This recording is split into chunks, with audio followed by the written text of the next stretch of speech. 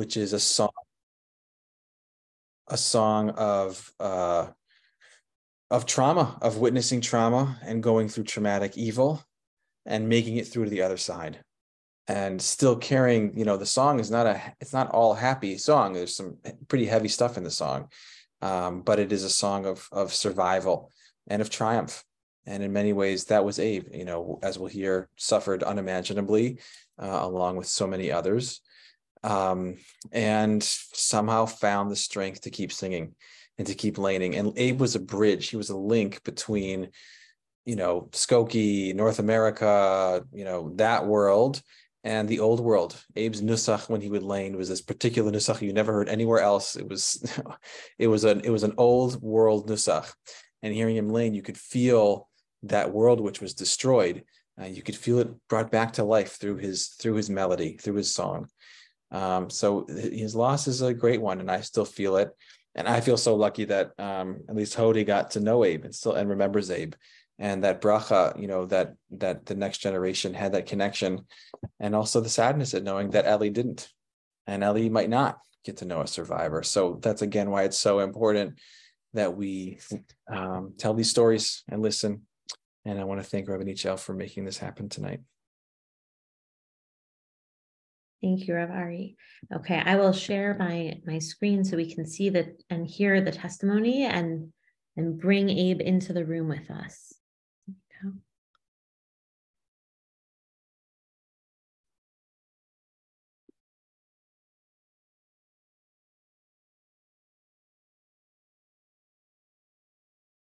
So I went back at the end, sorry.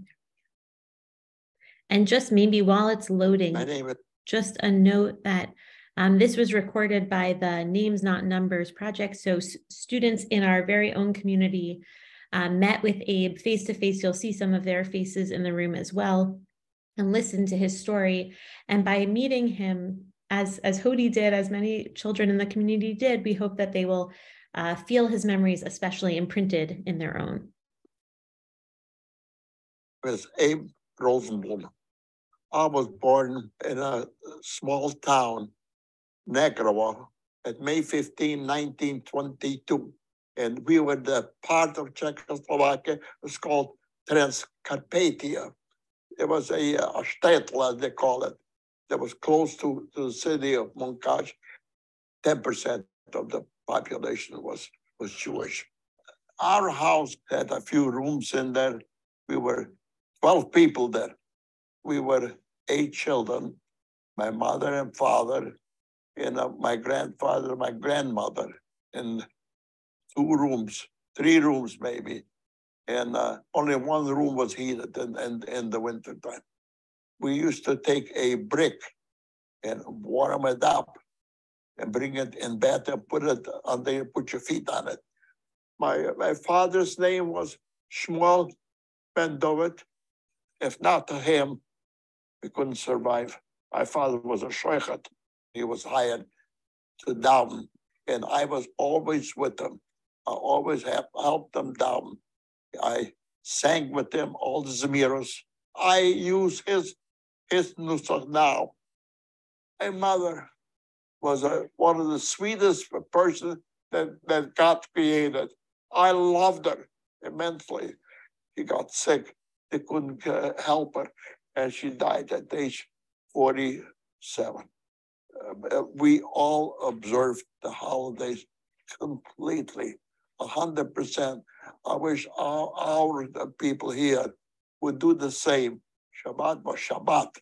There isn't anybody in town who did not go to shul on Friday night or Shabbos. I came home for a bar mitzvah because I was 30 years old. And my father said, "What'd you come home for?" I said, "Hey, Dad, it's my bar mitzvah." He said, "A big deal," he says. And so what did he do for the bar mitzvah? I came to shul. They gave me a mafter. And I said this here. I said the Haftorah. And after this, they served a kiddush, a bottle of vodka and 2 shot glasses. The problem was they were fighting for the glass. And I kechel too. And that was the kiddush that we had. And we had 2 brothers. Boris Moshe, who unfortunately went to Auschwitz and cremated. The other brother, whose name was Zeph or Wolf, he came to the United States in 1939, and he at the end he opened up that store in Chicago. It's called Rosenblum's Hebrew Bookstore. My second sister, Malka, she was the most beautiful girl you ever seen. We were occupied in March 1939 by the Hungarians because the Czechoslovakian country was broken up by the Germans. The Hungarians didn't like it, especially in the little towns. They didn't have police, they had gendarmes, they call it. And they came in, they were scary people, that derbies with feathers in them. But they didn't like the Jews that came over there and they harassed everybody. My grandfather was going to the mikveh Friday. They caught him on the way and told him, lay down in the mud. And they hit him, kicked him. I was in school another 6 months and I was expelled because I was Jewish. I was drafted in the Hungarian labor force. We were treated like military. We didn't have any uniforms. We had yellow bands on our arms. They put us together in a Hungarian city called Ost. The Germans and the Hungarians always tried to hurt us more and do it on a holiday. Yom Kippur. They put us on that freight car. The Jewish people of Ost, I want to give them credit, they brought us food, a lot of kosher food, books, mazoram, and we dumped them there in the car. And we were all in less than, well, I would say 18 years old, maybe. They let us off in deep Hungary, and we were in Sagat. So we were there for a short time. And from there, we came back to Sagat. And from Sagat, we were transferred over to Transcarpathia, because they put dynamite into these holes. The Hungarians, if the Russians come, they can press a button and blow up the street. Took us to Poland. We had to carry the barbed wire to the front line. We saw the Russians down the hill, but we felt we were absolutely stupid. We were going to let the wire was carried on a stick, rolls, and on my shoulder and his shoulder. So we decided to do what we were going to let these wires roll down the hill. And if the Russians come, we're going to run with them. That was not the case. As soon as these wires rolled down the hill, they started firing at us. And all of a sudden, became planes flew over us. And I didn't think we'll ever make it there. We walked for days and days and days.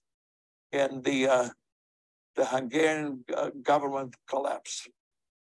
The Germans came in and occupied Hungary, and then they didn't know what to do with us.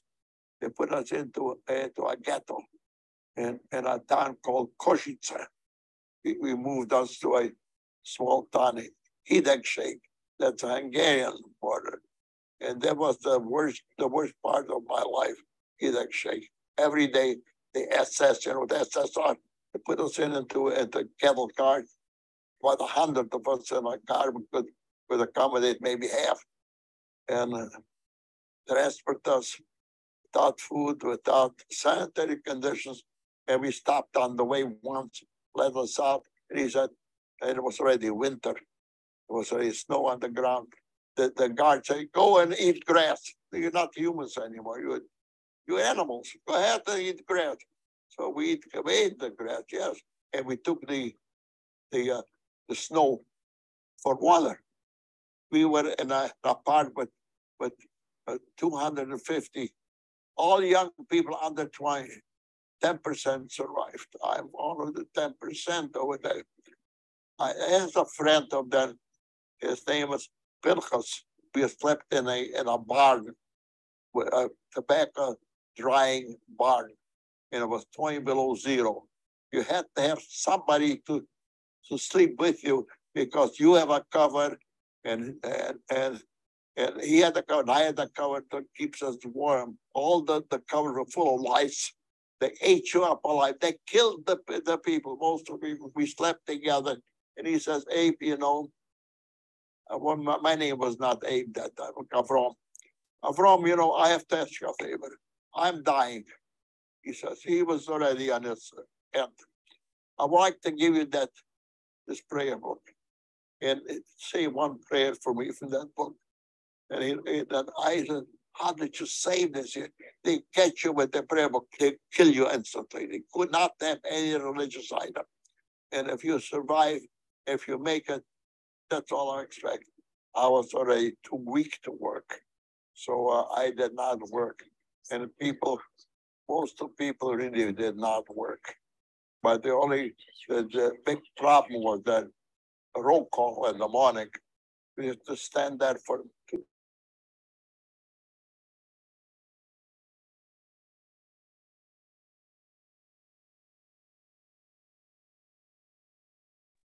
We can't hear Rabbanit Yael. They took you to a barn over there and they killed you. So one of my friends, my mom's mother, says, I couldn't go to work anymore. He said, hide in the straw over there. And all of a sudden, on Pesach, you people must know, in the Haggadah says, Vahi bachatzi alaylo. This is exactly what happened to me. All of a sudden, the assessed man comes in and he says, out, and chased us with the German shepherds. So I was the one who couldn't walk anymore. And it took us out to an open field and gave us a shovel, dig holes over here. That would be your job today. That was the holes for us to be buried. And all of a sudden we see the SS man came in with set up a machine gun. But we knew this is end of our life. What do you do? While we were still digging, a man came over with a nicely dressed shirt and a tie and started talking to that SS man who was in charge there. He said, we found out later what he said. And all of a sudden he said, out people, don't dig anymore, back to your barn. So he transferred us to another sub-camp called Mauthausen. Yeah, so that's why we were liberated from there by the U.S. Army. That man who came over to tell the SS that not to kill us over there, he is the mayor of the town. And he told us, I told him, if you want to kill him, not here, not in my town, because if the Russians come in, they'll demolish the town. So they said, okay. And in the meantime, the Russians came so close that they didn't have a chance. And that's why we were liberated. We went out from that barn. We're free people. Where do you go? Where are you going to go? Can't walk, can't move. And he saw a Russian soldier on a bicycle. He never rode a bicycle before. He thought it's a horse, you know. Get up, I'm going. He fell over because he was drunk. And he came over to us and he says, give me your watch. I said, my friend, I don't have a watch. Picked up his sidearm. I'm going to kill you. Don't give me a watch. I figured, well, I survived already the war, and here is the man wants to kill me. And it called up the MP, and they beat the hell out of him and took him away. And the man said, who are you people? He says, we're Jews. He says, well, yes, I'm Jewish too, he says. I would have that anyway. I only weighed 80 pounds. I was 6'2" and 80 pounds. I wound up in Budapest, that's the capital of Hungary. And they put me into a hospital. The doctor, it was Jewish. Him and his wife came every night and brought me food and talked to me. And they think positive, you'll make it. I wound up back in Negrova, to my hometown. I didn't know they took my whole family to Auschwitz and killed them. And I thought, oh, I'm going to go back home. And they helped me to recover. And that was not the case. I came back and nobody. But helped me, positive thinking. Think positive. You can live. You're going to fight them out. And that helped me survive. The house was destroyed. They ripped off the floors, the walls, and everything. A few pictures I have found on the floor over there. Our cat is sitting in the front door. People told me that cat never left the house. My friend Bernie Berger said, you know what? It's time to get out of here. We have to leave from here. It's not a place for us. They mistreated us. They didn't want us there. We had documents that said that I'm a Czech citizen. So if you're a Czech, they let you get out. So they let me out from there. And I came to the Czech Republic. And from there, I worked my way through. I gave you through first of all, in the Czech Republic. From there, we went to West Germany, and we were in a DP camp, displaced persons camp, but the United Nations, UN, was running it. And I was a very important person there because I spoke English. Any visitor came there and need an interpreter, was me. So all of a sudden, they said, there is a general from the United States in the DB camp. He would like to talk to somebody. So, okay, here I am. You wouldn't believe what it was. General Eisenhower, he kissed me and hugged me and wished me the best. Then comes a rabbi, comes in from Aurora, Illinois. His name was Rabbi Troy. You know what, Rabbi? I have a brother someplace in Chicago. I cannot find him. You know, what's his name? It's the same name as mine. He said, what does he do? He has a Jewish bookstore. He said, oh, what do you know? He reaches in his pocket and takes out a calendar, and it says Rosenbluth's bookstore. Good. I'm going to stop the testimony here, although I will put the link in the chat so that anyone who would like to continue watching certainly may. He got in touch with my brother, and I got in touch with him. That's how I met my brother again. My computer is slow to listen here. But we're so grateful for his testimony. I'm going to stop the share for a moment to move to the next portion of the program, which is to light a Gisker candle for either someone in your own family, or if you reserved one of these yellow candles in the office. In each box of yellow candles, there is a small piece of paper with just the name and location of where the person was murdered and the age that that person was at that time. And the card says, I am lighting this yellow candle in memory of that person. And so I would invite anyone who would like to share the name of the person on this card or in their family or their own personal experience as we light the candles. So I think the way to do this to make it not chaos is if you'd like to read a name aloud, please just raise your hands and I'll unmute people in order. So we are going to light our candle. Ooh. There we go.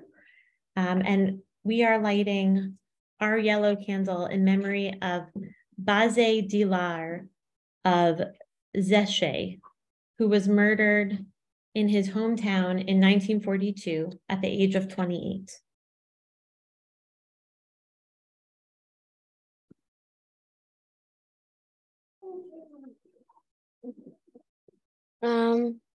We got Betty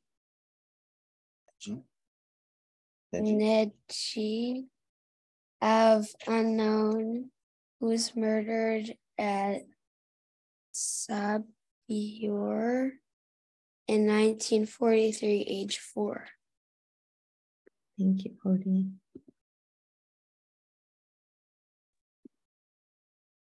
We lit our yellow candle in memory of Lazer Krakawiak of Kowal, who was murdered in Kowal in 1942 at age 47. Thank you. We had Jakow Kneppel of Berlin, who was murdered at Rzeszów in 1943 at the age of 50. Thank you. We have Luba Kramarovskaya of Kiev, who was murdered in Babi Yar at age 7. Thank you. I have Abraham Krashtker of Lodz, who was murdered at Lodz in 1943, age 63. Thank you. We have 2 candles, and we are lighting this yellow candle in memory of Julik Knack of unknown, who was murdered at Rumbala in 1941, aged 4. And then we have a second one that we are lighting a yellow candle in memory of Raquel Nell of Liban, who was murdered at Lyuban in 1941 at age 8. Thank you. Go ahead, Bonnie. I lit my candle in memory of Esther Krakowska of Bedzin, who was murdered in Auschwitz in 1942, age 48. Thank you.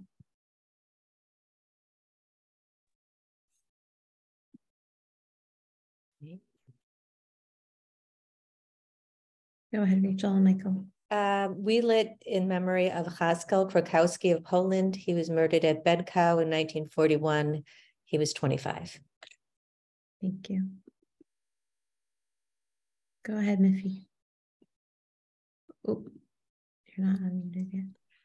I am lighting my candle for my son-in-law's family, his great aunt, and her whole family, Edith Sunheimer Semler. She and her husband and 3 children were killed at Auschwitz. They were from Munich. Thank you. Go ahead, Rose. I lit a candle for Judith Kranjek of Senta, who was murdered at Auschwitz in 1944, aged 1. And I also lit the candle for my grandparents on both sides. It would be Morris and Moisha and Reisel Gold Group, and my father's parents, last name was Applebaum, and all of their sisters and brothers. Thank you. Anyone else like to share a name from a card or from your own experience? Oh, go ahead, Harry.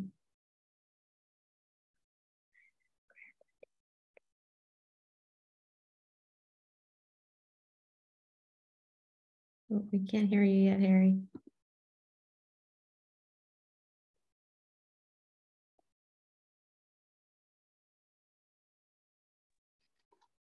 Can you hear me?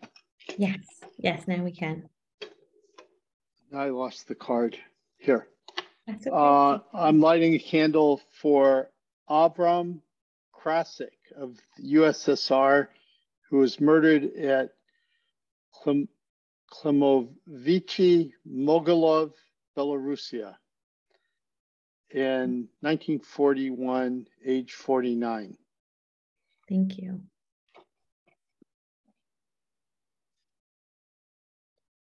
Go ahead, Tammy. We lit the candle for Sapora Kormaz of Nazelis, who was murdered at Meserik in 1942, age 31. Thank you. Ariella is reminding me, we also light our candle for Ariella's great grandpa David's family, all of his brothers and sisters, and her great grandma Luba, brothers and sisters and parents who all were murdered in the Holocaust. Go ahead, Gina. We lit ours for Joseph Kramars of Sedlace, who was murdered at age 20. Thank you.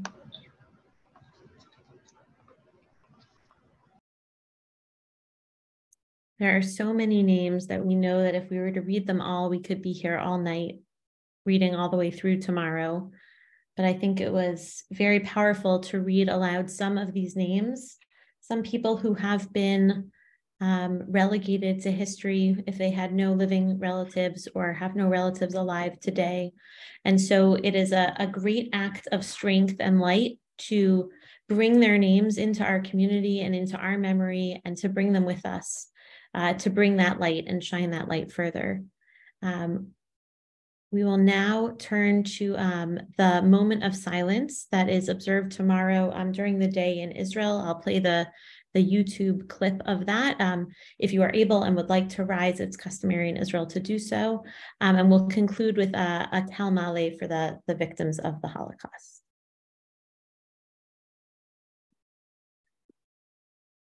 Just have to get us to the right place.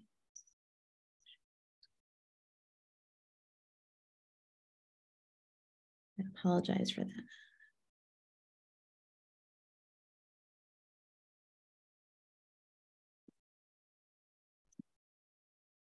Right.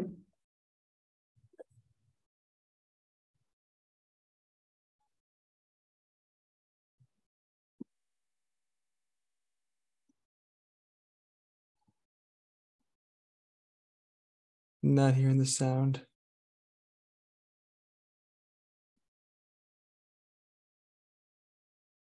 Sorry, is anyone hearing sound? No. Okay, give me 1 second.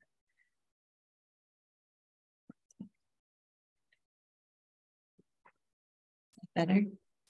Sound?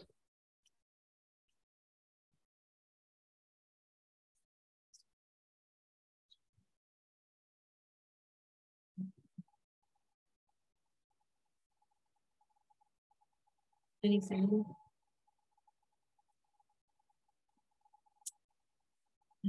I'm sorry. You just can't hear sound. Really?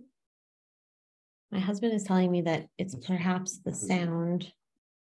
The Zoom does not carry this sound wave at such a high pitch. I don't know. You can turn off audio. There's an audio setting to, I forget what it's called, but you can get like high quality audio. Might work. Okay, 1 second. I think it's worth giving it a moment. Let's see.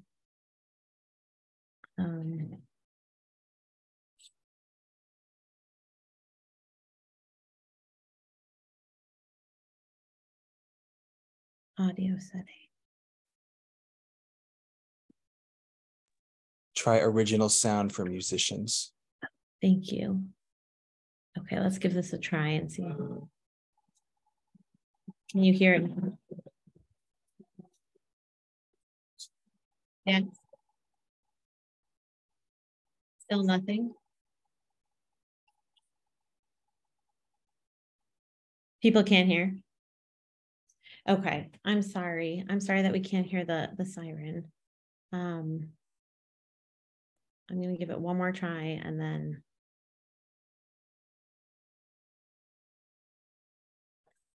Yeah, you could possibly pull it up like on your phone and that could be the audio. Oh, that's a great idea. Let's try that.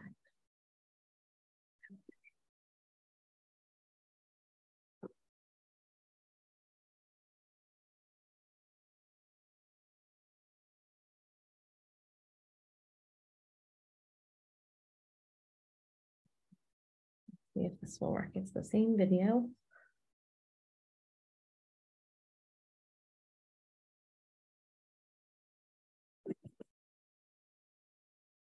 Waiting for the ad to finish.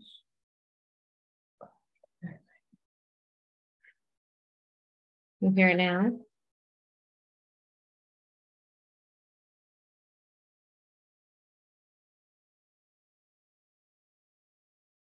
Nothing?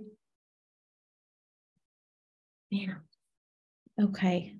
I'm going to suggest that we finish strong here, and I'm going to stop sharing.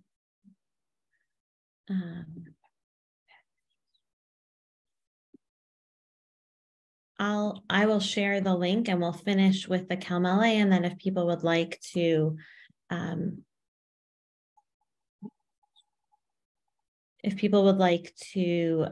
watch this afterwards, of course, everyone is welcome to. I think the moment in Israel that is so powerful, and maybe that we can capture here, maybe in just 15 seconds of silence altogether, is that feeling of togetherness and intention around the experience of mourning collectively. So maybe we'll just pause for a moment of silence, 15 seconds of silence, followed by the Kalmale.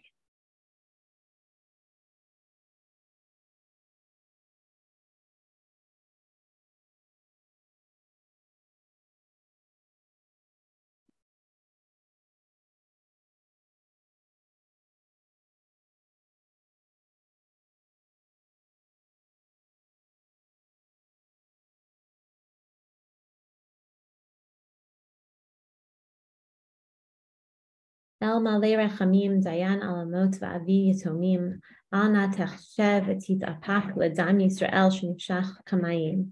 Amtzei Menucha Nechona Al Kanfei HaShechina B'Ma'alot Kedoshim U'V'Tahorim, Kezohar Harakia Me'irim U'Mazhirim, L'Nishmoteim Shel Revivot Alfei Yisrael, Anashim V'Nashim, Yeladim V'Yeladot, Shenahargu V'Nishchatu V'Nisrafu V'Nechneku V'Nikberu Chayim Ba'artzot Asher Nag'a Bahen Yad HaTzorer HaGermani U'Gerurav. Kulam Kedoshim U'V'Toharim U'Vahem Ga'onim V'Tzadikim Arzei HaLavanon Adirei HaTorah. V'Gan Eden Tehei Menuchatam. L'chein Baal HaRachamim Yasirim B'Seter Knafav L'Olamim V'Yitzror B'Tzror HaChayim Enishmatam Adonai Hu Nachalatam V'Yanuchu B'Shalom Al Mishkavam V'Nomar Amen. Thank you to everyone for coming tonight. I wish you and I will share a link to Abe's video, and I wish you a evening of reflection and taking all of these memories and names into our day-to-day. I will post the video in one moment for those who wait a second. Thanks, everybody. Thanks, Rabbi Yao. Thank you for coming. Okay, here's the link for anyone who would like that.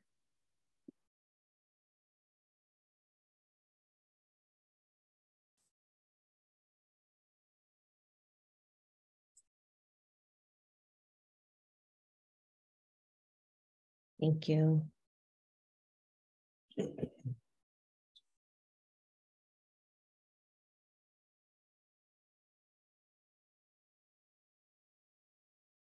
Okay, have a good night, everyone.